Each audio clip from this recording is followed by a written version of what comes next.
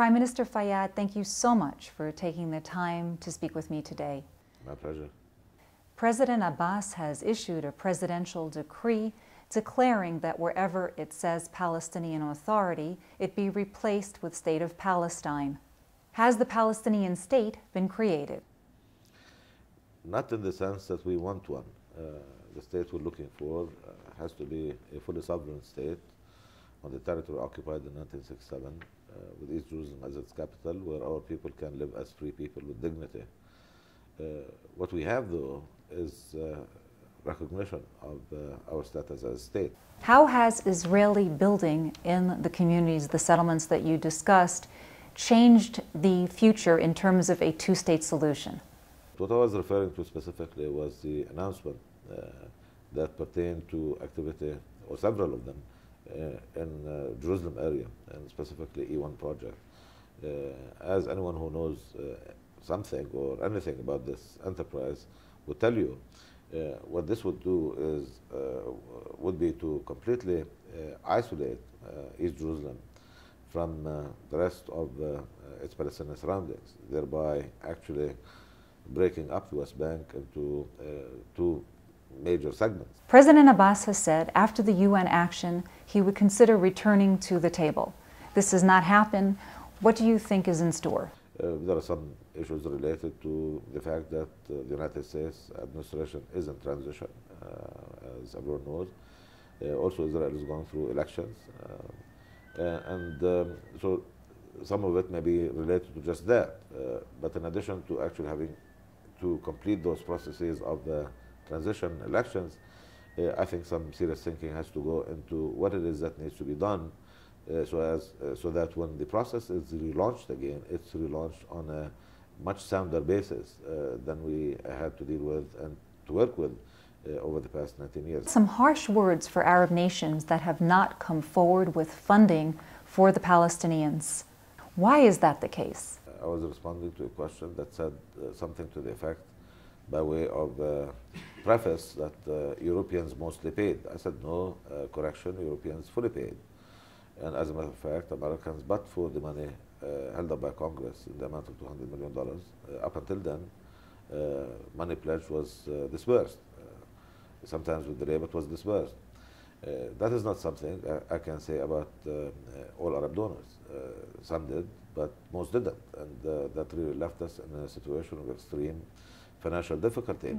Why haven't the Arab donor nations followed through on their pledges? What I really find difficult to take, actually, in particular, is lack of delivery, at least so far, on a decision that was taken, resolution taken by Arab leadership at the Arab summit that was held last spring in Baghdad, when Arab leaders agreed to set up so-called Arab financial safety net, which would be activated in the amount of $100 million a month, which would be activated in the event the government of Israel were to withhold the transfer of Palestinian Authority funds it collects. Well, that withholding did take place. It started actually early last month, early December. So the act that should have triggered the activation of the safety net did happen. Last week, Fatah was welcomed by Hamas in the Gaza Strip, as some are looking as a road towards reconciliation. The same held true for Hamas here under your own administration. Do you see a reconciliation in the wings? After all, you have also spoken about your vast differences politically, also culturally, socially, and as well as views when it comes to Hamas.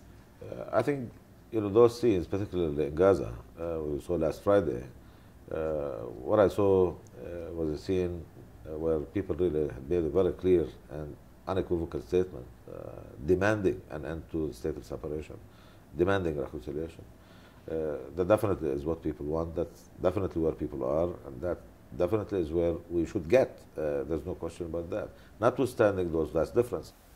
Prime Minister, you yourself have looked at the Israeli government in terms of the coalition and the different parties that sit together that don't often agree. Why is it that Hamas and Fatah can't seem to reconcile? That's exactly my point. We should overcome those difficulties to the point of being able to manage our coexistence And I think it should be possible. You're exactly right. Just as the government of Israel is a coalition of governments, of parties that are not all like-minded. Some are, but not all are like-minded. And most governments in Israel have been coalition governments, actually. To what do you attribute that? There is another player in this equation that I think would be right to ask, to be asked the same question you asked me, and that's the government of Israel. Government of Israel does have choices to make. It makes them every day, and whether or not, it will at some point get to the point of asking this very question. Why is it that in the context of talks with an entity that's the Palestinian Authority, on not necessarily even permanent status issues, I mean, that's purview of the PLO, but on day-to-day issues, and issues related to living conditions, issues related to movement, issues related to whether or not we can build a school in so-called Area C, whether or not we can have access to natural resources, whether we can have access to adequate drinking water, whether or not we can get some prisoners released. Why is it that takes forever before we get to the point, before something can be called, it's sensible, or we agree in principle, and then it will take much longer period of time. Some charge that your government is failing to prepare its people for a peaceful coexistence because it glorifies those known for their violent acts. How do you respond to those who say the culture of peace is not being taught? Culture of peace, as a matter of fact, has the greatest chance of gaining roots in a context that actually promises peace. And I think the beginning was good.